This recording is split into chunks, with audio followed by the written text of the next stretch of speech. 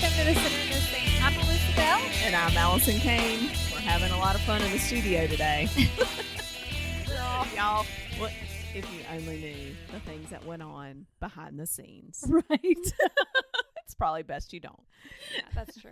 True statement. Oh, well, we're on kind of week 2 or 3 or something Yeah. of Proverbs 31. Mm-hmm. Again, just to recap, we're focusing on Proverbs 31 verses 10 through 31 and looking at the virtues that are listed in those scriptures of what a virtuous woman looks like. Virtuous meaning? Virtuous meaning, I don't know, like a good person with good virtues. My, how far we've come. Normally you would have a definition. I love you. I'm teasing. It's like just a saved, godly woman that loves the Lord and her husband and teaches her children to love the Lord. And it's just looking at characteristics. Virtues are basically characteristics of a virtuous, godly woman. So what it might look like in your life when you're applying God to all areas of your life? Okay. Yeah. All right. And yeah, the fruit that we produce. And she's as not women. meaning your children. No, definitely not. So today we're going to focus on verse 11 and 12, which basically boils down to she is trustworthy and she is good. Okay? Yeah. Good is like a It's just really wide open. It really is. I can go so word. many places with that. So let's start with trustworthy. Okay. Well, trustworthy, right? That someone you can trust, Uh-huh. obviously, that you can tell your secrets to, but trust can also go deeper. Like other people trust in your abilities. Uh-huh. Other people trust you to show up. Other people trust you to, I don't know, cook dinner. Yeah. Isn't that just what you texted your husband? I did. Oh, fine, babe. I'll cook dinner. I love you. It goes beyond, I think, your family. It goes on to your friends and to your community and your neighbors. Yeah. Trustworthy in how you respond to people, which I probably didn't respond to that truck driver who blew past my car and ripped my mirror off. When? And then I had to chase him down. And I may have exceeded the speed limit and run a almost red light to catch up to him, to roll my window down and scream at him. Did he stop? He would not pull over. Oh my gosh. Yeah. You were obviously not with your husband. He wouldn't handle that. No. Cully was with me. Ooh. Bless his heart. I may have scarred him for life. Oh gosh. But then he said, no, actually, Mom, that was hysterical. I was like, but never be like me.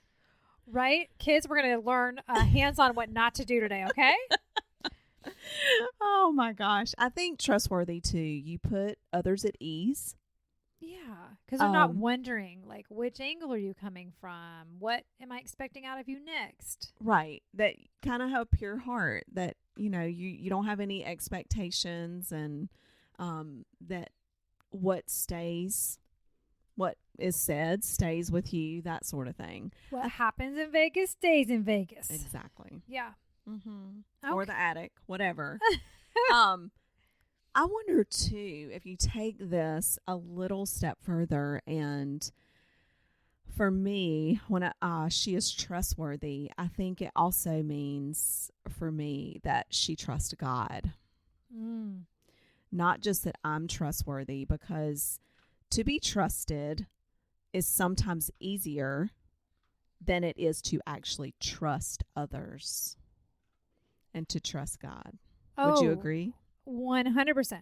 Because I thought that might strike a nerve with you. There are some people that like to control everything, because they don't necessarily trust that the person is going to do what they're supposed to do. So you just do it your daggone self.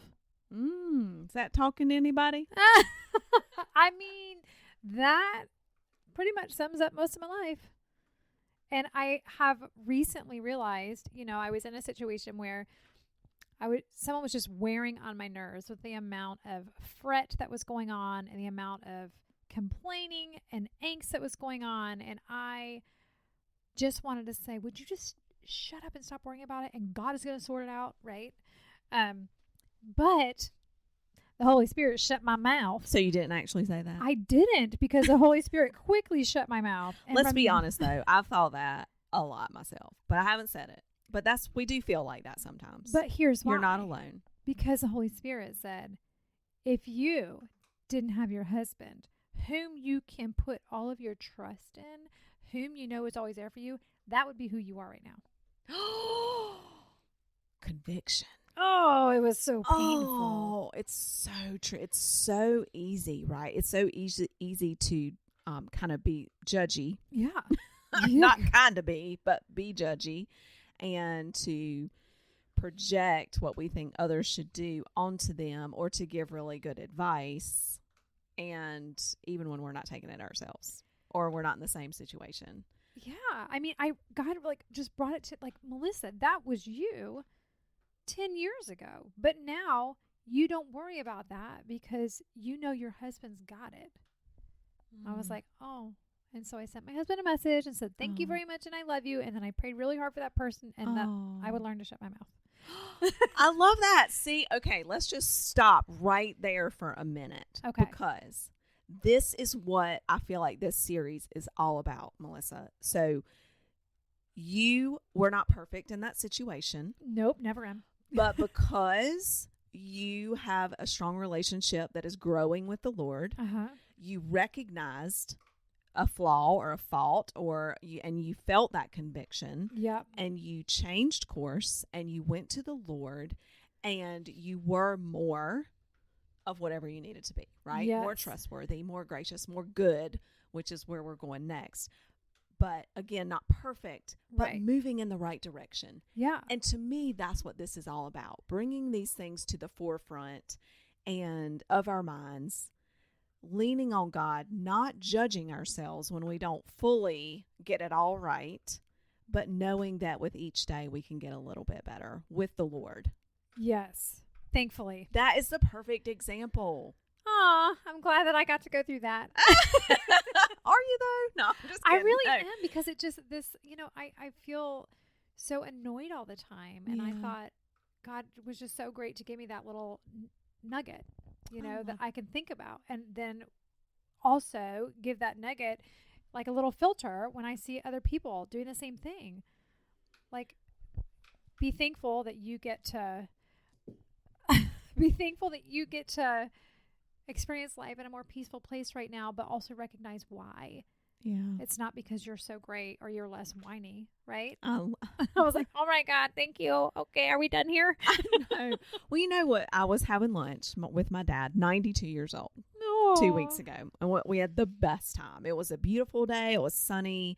And we were sitting outside having some Italian for lunch. And we just started talking about our lives and things that we've done and haven't done right.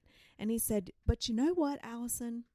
I wouldn't change anything, even the bad things, because it makes me who I am. And I said, Dad, I love that. And I feel the same way.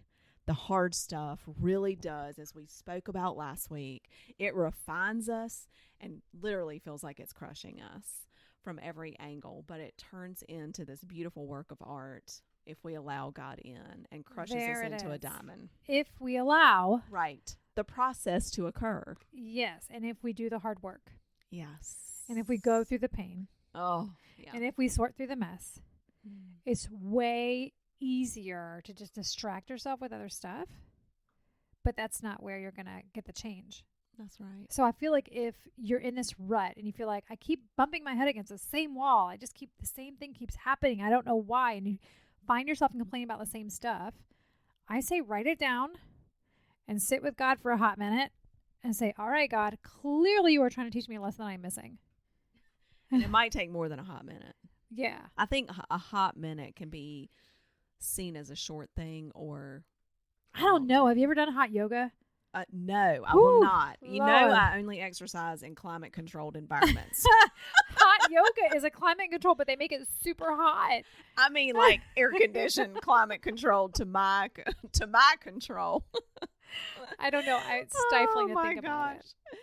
So the next one that really flows into she is good, which is verse 12. You know, good to who, right? I mean, that's got to be everybody. Good to her husband and her children and to everyone else and strangers. And but I think, of course, good to God with whatever that looks like. But I think good to herself would be an important one to add. Yes, I do think that is the hardest for women sometimes. I think it's for a lot of people, if I'm being honest. Yeah, you know, I'm going to say this, and let me pray. Hang on. Am I allowed to say this? Yeah, so my husband, I had to think about it, you guys, because I don't want to, like, step out in a bad place. So my husband, he built a deck way in the beginning of quarantine, and he always says, hey, babe, I built this deck for you. Do you love the deck? I built this for you. Well, the truth is, he wanted the deck. He laid out the deck. He designed it. And I said, I mean, I do love the deck. But I said, babe, you work really hard. It is okay for you to want a deck and to build it for yourself. Oh. You deserve that. But how many men feel like they're going to do something but say, oh, this is for, you know, this is for you. He'll say that to me. Oh, I bought that for you. That's right. Babe. Because he doesn't feel like it should be for him. Right. Oh. Please. It's for you too. Yeah. Sorry. Yes, to enjoy together. Right. You know, on those great nights, not when it's as cold as today. We got a little heater around here. Oh, nice. Yep. Anyway, so that was a little side note that some people have a hard time, even men, you know. Absolutely. And I think, you know, this brings me back to those verses in Matthew 25. I think it's 25:40, where, you know, Jesus talks about whatever you've done for the least of these, you've done for me. Yeah. If you saw somebody hungry, you fed them, and it's like, what? We never did that. What? But he's like, whatever you do to the least of these, you've done for me. Mm-hmm. Not, you know, we haven't fed you, Jesus. We haven't clothed you, Jesus. But he's like, when you help all these other people and you're being good to them, yeah, you are being good to me. And so, you know, that's a twofer. I love a twofer because I'm all about efficiency. And so I think if you're like me, I do love efficiency. I love to like buy a gift that, you know, like poinsettias. Mm-hmm. We usually give our little neighbor friends a little Christmas something, little treat on the porch every year. And this year, Cully's freshman class was selling poinsettias. And I was like, oh, I will buy poinsettias that help the school, that I give to my friends to give Christmas cheer. It's like the gift that keeps on giving. So if we could look at it being good to anyone, being good, of course, to our husbands, being good to our friends, being good to our children, to our neighbors, to strangers, we're being good to the Lord too. Mm-hmm. Twofer. Yeah. Yeah, I love that. I kind of hadn't thought about it in that way, but before, I mean, I know that Matthew says these verses, but you kind of think it has to be, you see a hungry person and you have to give them food and that counts.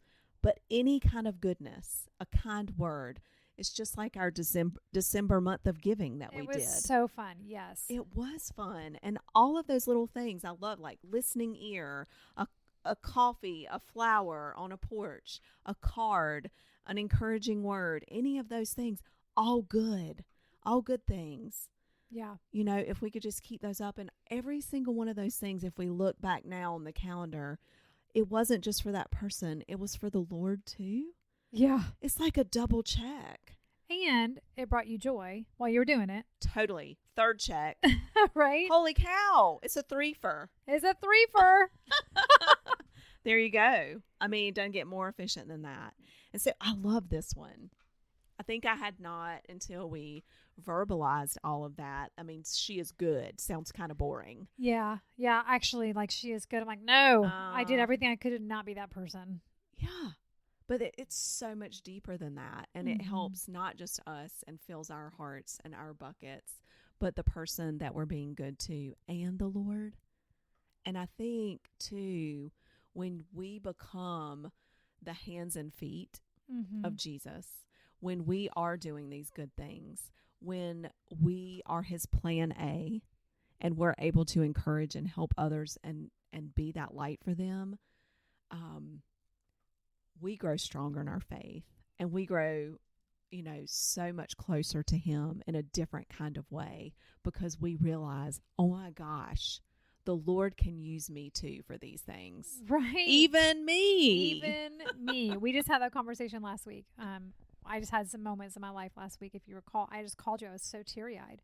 Yes. And I was like, I just can't believe that something so simple as a phone call could have this ripple effect and just be this amazing blessing that will carry on forever. Y'all, I wish we could give you all the details of this, but I just want to say an encouraging word, a card, a phone call that you may feel really uncomfortable making or being put in a certain situation could save a life. Yeah. And just literally save a life. Just the fact that it was something, just a phone call. Right. And you sit there and go, oh, my gosh, how important is this really? Very important. And fortunately, you got to realize that. Right? We don't always. We don't always. Yeah. In this situation, it was like, wow. I mean, a slap in the face, like, holy cow. Yeah. That one simple thing altered the course of, yes, so many people's lives in amazing ways. And it was such a simple thing. It doesn't have to be the big things. Like, good can be simple. Yeah. Which is why we did the 25 days of giving, to make people realize, even ourselves, it's not all about a ton of money or a ton of time. Mm-hmm. It's these simple acts of kindness. Yeah. That we are giving to others. We're giving good to others. We're giving joy to others. We're giving hope to others. And, in heaven, it'll be cool because we will get to see all the ripple effects that we've created. Yeah. Yeah. I encourage you that, if you're, I think last, week we talked about, she is valuable.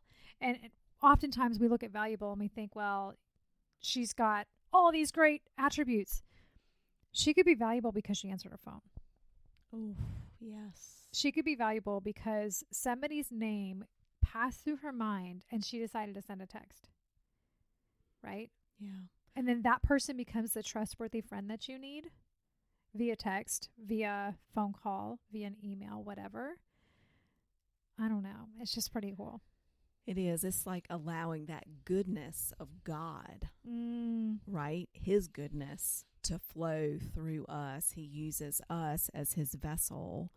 And we just, when we're rooted in him and in his word, that is so much easier because we recognize those little nudges, and we're more, once you experience like a crazy ripple effect, then you I become addicted to listening to the Holy Spirit, which is, I'm not always perfect, but it's like, oh my gosh, okay, I need to do that right now because I don't want to miss out on being God's plan A, and who knows what this can do.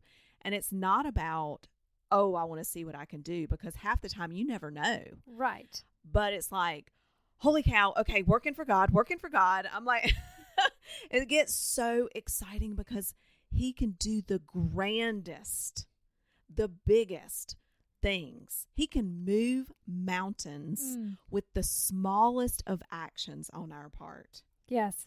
And that's your experience from last week is living proof of that.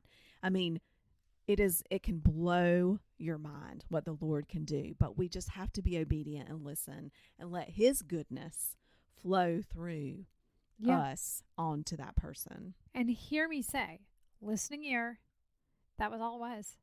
Listening ear and a little bit of wisdom from God, and then hands off. There was nothing else I could do. Right. That's the other thing. You get to just play your role. If you're the tree in the pageant, go be the tree and be real good at it. But don't try to go Don't try to be the prince. right. Don't worry about being the prince. Just be the tree. I'm Yeah. probably more like the rock, but in the corner that has to move around. Maybe a smiling rock. Yeah. But I mean, like, we can't then take ownership of it, whatever it is. Right. Oh, yeah. All the glory to the Lord for sure. But when I say that, I'm not saying like, oh, look what I did, but I'm saying more like, oh my gosh, I did that good thing for you. What are you not going to go do the right next step? What, you're not going to take the next step? This is the right next step. Hello? you don't get to do that. Right. It's like And sometimes, you handed that off. You handed that wisdom off, that nudge from the Lord off to someone, and it was up to them. Yeah. It could have had a totally different outcome, but it landed on fertile soil. Yeah. And something came from it. But it's not to say that you would be at fault. We just have to do our part. Yes. We just have to be good. We just have to do good. We can't be in charge of the other person's response. Dadgummit. Just Let's thinking how great this world would be if everyone just listened to me. No, I'm just kidding. My mom and I'll say that. We're like, well, yeah, if they would just do what we say, everything would be fine. We don't know why they don't listen to us. We're, of course, being sarcastic. Yeah. Come on, baby. Oh, well, we hope you've gotten something out of today's talk about being trustworthy and good, and that you just find a new way of goodness and trust. All right. We'll see you next week on The Sinner and the Saint.